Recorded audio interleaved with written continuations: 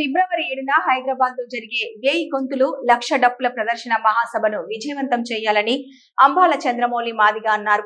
జయశంకర్ భూపాలపల్లి జిల్లా రేగొండ మండలంలోని MRPS MSP సమీక్ష సమావేశం నిర్వహించారు. ఈ సందర్భంగా జిల్లా అధ్యక్షులు చంద్రమౌళి మాట్లాడుతూ మందకృష్ణ మాదిగ ఆదేశాలతో హైదరాబాద్ లో నిర్వహించే 1000 గొంతులు లక్ష డప్పుల ప్రదర్శన మహాసభను విజయవంతం చేయాలని కోరారు.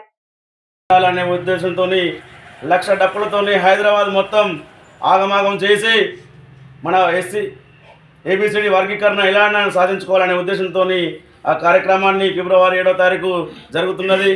అలాగే మన ఉమ్మడి వరంగల్ జిల్లాలో మన భూపాలపల్లి జిల్లా మాధవపూర్ నుండి ఈ కళాకారుల రథయాత్ర స్టార్ట్ కాబోతుంది. కాబట్టి ఆ రథయాత్రకు కళాకారుల పాత్రలో మేము కూడా సిద్ధం. ఏబిసిడి వర్గీకరణకు మాదిగ కళాకారులుగా మేము కూడా ముందుందామని మేము కూడా సిద్ధమైనాం. ఇట్లాంటి కార్యక్రమానికి మాకు ప్రతి ఒక్క మండలం నుండి మాకు సపోర్ట్గా మన మాదిగ బిడ్డలం కాబట్టి మాదిగ బిడ్డల్ని మమ్మల్ని చూసుకోవాలనే ఉద్దేశంతో ప్రతి మండలంలో ఇట్లాంటి కార్యక్రమాలు మన చంద్రమౌళి అన్న కార్యక్రమాలు చేస్తున్నారు. కాబట్టి ప్రతి ఒక్క కళాకారులం మేము కూడా మా వంతు సాయం చేయడానికి ముందున్నాం. జై మాదిగ, జై మాదిగ.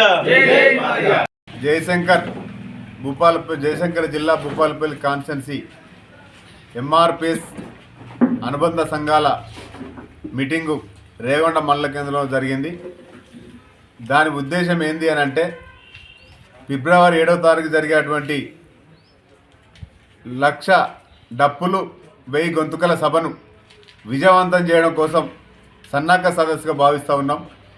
దీనిలో 7 మండలాలకు సంబంధించిన మండల అధ్యక్షులు, సీనియర్ నాయకులు, దీనికి సపోర్ట్ చేస్తున్నటువంటి వర్గీకరణకు సపోర్ట్ చేస్తున్నటువంటి కళాభిమానులు, కళా బృందాలు కూడా పాల్గొనడం జరిగింది.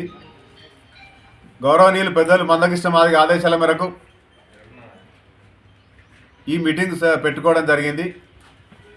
మొన్న ఆగస్టు 1 తారీఖు వచ్చినటువంటి వర్గీకరణ తీర్పును వ్యతిరేకిస్తూ కొంతమంది మాలలు వర్గీకరణ వద్దు అని చెప్పి మీటింగ్ పెట్టుకొని వర్గీకరణ వ్యతిరేకిస్తే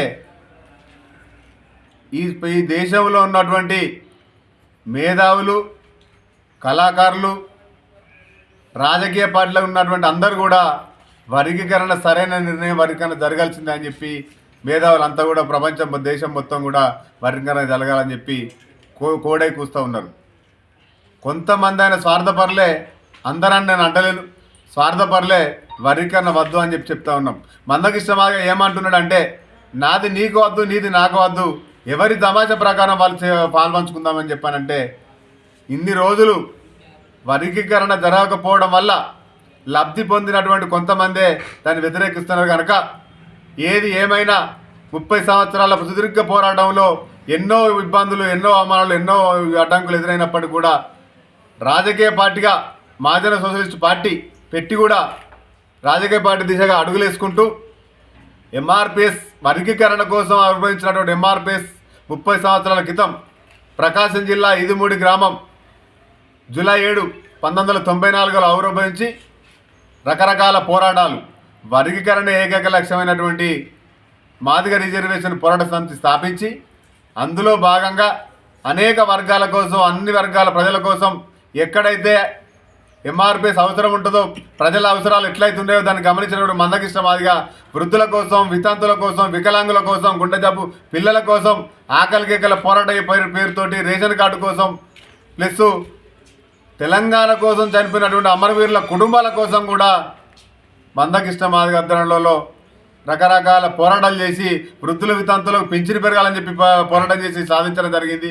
వికలాంగులకు పింఛను పెరగాలని చెప్పి పోరాటం చేసి సాధించుకోవడం జరిగింది. గుండె జబ్బు పిల్లల కోసం ధర్నా రాస్తారోకోలు చేసి హైదరాబాద్ను దిగ్బంధిస్తే అప్పుడున్నటువంటి రాజశేఖర రెడ్డి స్వయాన ఒక్కరు ఏమంటే చేయనటువంటి రాజశేఖర రెడ్డి టోటల్ ఉమ్మడి ఆంధ్రప్రదేశ్ ఉన్నటువంటి గుండె జబ్బు పిల్లలకు సంబంధించి మొత్తం కూడా ఫ్రీ ఆపరేషన్ చెప్తా అని చెప్పినటువంటి విషయమే నిండు శాసనసభలో అదే రాజశేఖర రెడ్డి గారు మేము అధికారంలోకి వచ్చినాక మందకృష్ణ మాదిగ పెద్ద పోరాటం చేస్తే నేను గుండె జబ్బు పిల్లలకు అందరికీ ఫ్రీ ఆపరేషన్ చేస్తానని చెప్పిన ఈ ఆరోగ్యశ్రీ అనేది నా సొంత ఆలోచన కాదు, మందకృష్ణ మాదిగ చేసినటువంటి పోరాటమే ఈరోజు ఆరోగ్యశ్రీగా రూపకల్పన వచ్చిందని చెప్పి ఆ రోజు నిండు శాసనసభలో రాజశేఖర్ ప్రకటించడం జరిగింది. కాబట్టి రిజర్వేషన్ పోరాట సమితి, మాదిగ రిజర్వేషన్ పోరాట సమితి అనేది మాదిగ హక్కుల కోసం, వర్గీకరణ కోసం స్థాపించబడి తర్వాత అనేక వర్గాలకు ఏదైతే అవసరం ఉంటుందో ఆ అవసరాలను గుర్తించి రకరకాల పోరాటాలు చేసి ప్రభుత్వాల మెడలు వంచి ఆ పోరాటంలో విజయం సాధించినటువంటి చరిత్ర ఎంఆర్పీఎస్కున్నది. కనుక